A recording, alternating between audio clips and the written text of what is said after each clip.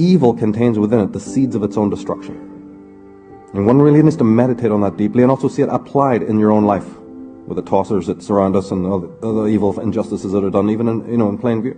Watch that experience. Watch what happens to a person who's evil and ruthless and negative. Just observe it.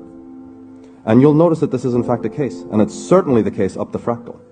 Evil contains within it the seed of its own destruction. The moment that you take that kind of anti-human negative stance, you're just waving a red flag to nature, go come and get me, which is exactly what's happening now. It's called the age of revealing and the age of awakening.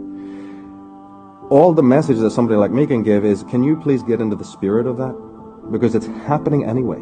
And you can either get into sync with it, or you can just sit there and be smashed when the river takes a turn. Your ego boat, right, will be smashed. Can you let go of the shores, like the Hopi prophecy says? Can you let go of the oars and go with that flow? Because it's a very dynamic flow, and it will handle it. What happens with us is that we think, oh my God, what's little old me going to do? It's really difficult, and then it becomes like you're suddenly taking it personally, as if your ego is going to be able to run out there like in the old days, grab a sword and do something about it.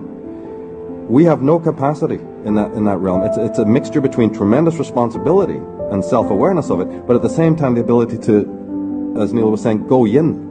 Let go and let the higher force guide you, because without that guidance, you're pottering around. It's like a kid with a giant sword, playing games. A higher form of guidance and a higher form of strategy takes care of this. It doesn't mean abnegate your responsibility, but it means try to always remain with your head in the clouds but your feet on the ground. The guidance that comes to you is the most important thing, and it will show you where to go and what to do about it.